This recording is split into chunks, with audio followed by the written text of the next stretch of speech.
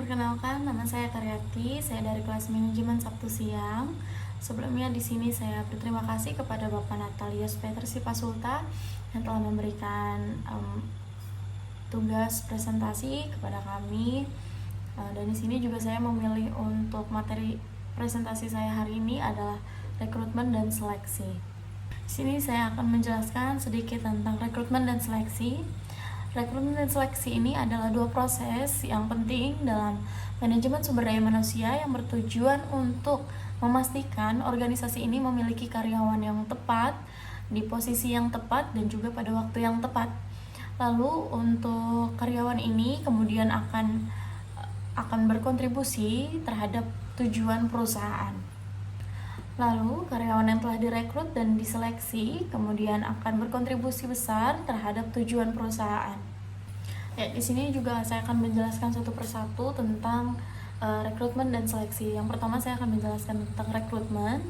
Rekrutmen ini adalah proses mencari dan menarik sebanyak mungkin kandidat yang berpotensi untuk mengisi posisi kosong pada organisasi ataupun perusahaan. Lalu yang kedua ada sumber rekrutmen yang eksternal. Untuk yang eksternal ini biasanya lebih luas ya untuk mencari kandidatnya, tetapi juga memerlukan proses penyaringan rekrutmen ini harus lebih ketat. Yang biasanya ini kita menggunakan iklan lowongan kerja, yaitu dengan menggunakan media cetak ataupun online. Untuk media cetaknya itu berupa poster atau banner, lalu untuk media online-nya biasanya iklannya akan di-share melalui WhatsApp, Instagram atau Facebook dan yang lain-lainnya. Lalu yang kedua, biasanya info lowongan kerja ini akan diupload di situs lowongan kerja seperti Jobstreet.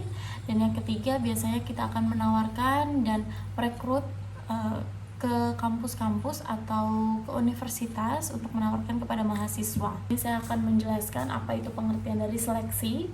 Seleksi adalah proses menyaring pelamar agar diperoleh kandidat yang paling sesuai dengan kebutuhan perusahaan. Tujuannya apa? Tujuannya adalah menghindari kesalahan perekrutan yang bisa merugikan perusahaan. Yang kedua, menyesuaikan kompetensi kandidat dengan posisi yang ada ataupun posisi yang kosong.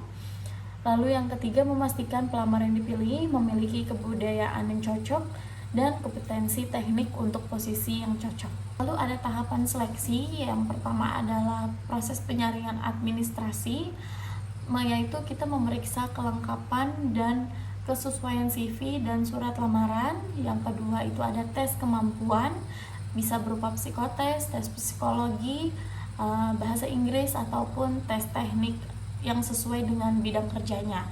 Lalu untuk yang ketiga adalah wawancara awal dengan HR. HR ini biasanya mengevaluasi kepribadian calon karyawan, memotivasi dan kesesuaian budaya karyawan. Lalu yang keempat adalah wawancara teknik atau manajer. Biasanya juga dilakukan oleh HR, yaitu menilai kompetensi teknik dan pengalaman kerja calon karyawan. Lalu untuk yang kelima itu cek referensi.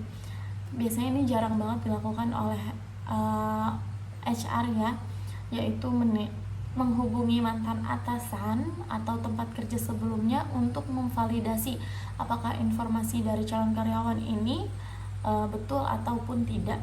Lalu untuk yang keenam ada tes kesehatan atau medical check up, yaitu memastikan calon karyawan ini ataupun kandidat dalam keadaan kondisi yang sehat dan dapat bekerja.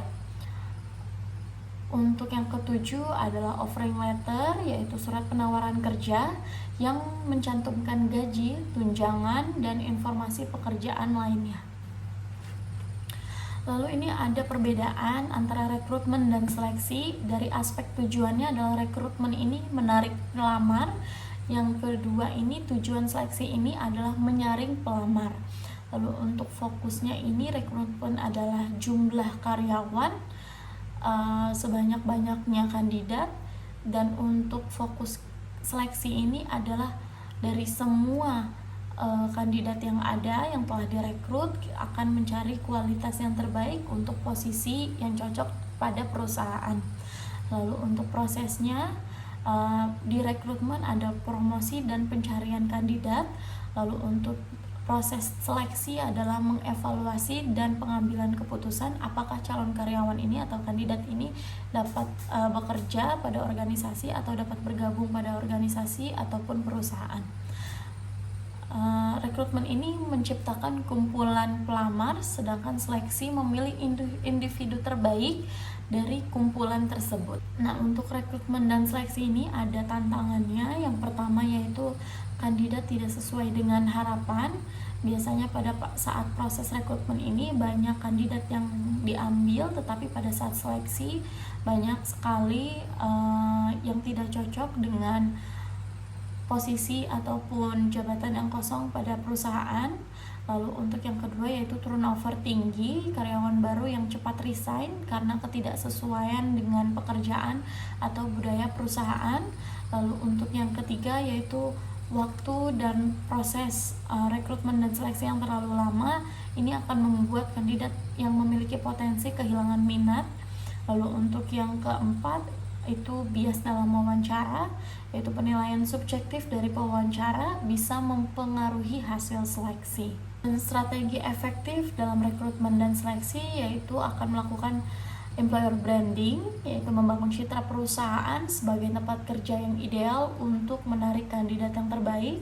Lalu untuk yang kedua, teknologi pendukung, yaitu gunakan application tracking system atau ATS atau software AI untuk menyaring pelamar. Lalu untuk yang ketiga, kolaborasi HR dan user, yaitu HR dan manajer departemen harus bekerja sama dalam menetapkan kriteria seleksi. Lalu yang keempat yaitu mewawancara struktur atau wawancara struktur, gunakan panduan wawancara berbasis potensi agar lebih objektif. Lalu ada strategi efektif dalam rekrutmen dan seleksi. Yang pertama yaitu employer branding, membangun citra perusahaan sebagai tempat kerja yang ideal untuk menarik kandidat terbaik. Lalu yang kedua yaitu teknologi pendukung, gunakan application tracking system atau ITS atau software AI untuk menyaring pelamar. Lalu yang ketiga, kolaborasi antara HR dan user. HR dan manajer departemen harus bekerja sama dalam menetapkan kriteria seleksi. Lalu untuk yang keempat, wawancara terstruktur, gunakan panduan wawancara berbasis kompetensi agar lebih objektif. Lalu saya memiliki satu studi kasus tentang rekrutmen dan seleksi, yaitu contohnya perusahaan X memiliki target turnover yaitu 30% dalam 6 bulan pertama karyawan bekerja. Setelah ditelusuri, penyebabnya adalah proses seleksi yang tidak menggali motivasi dan kepribadian kandidat. Solusinya apa? Solusinya yaitu perusahaan mulai menggunakan metode wawancara berbasis kompetensial dan memperhatikan kultur fit. Hasilnya adalah turnover menurun hingga 10%. Pada kesimpulan presentasi saya hari ini adalah rekrutmen dan seleksi merupakan proses krusial dalam membentuk fondasi sumber daya manusia organisasi atau perusahaan, dan perusahaan harus terus mengevaluasi dan menyempurnakan proses ini agar mampu bersaing dalam mendapatkan dan mempertahankan talenta terbaik. Sekian presentasi saya dengan materi rekrutmen dan seleksi. Kurang lebihnya mohon maaf. Terima kasih.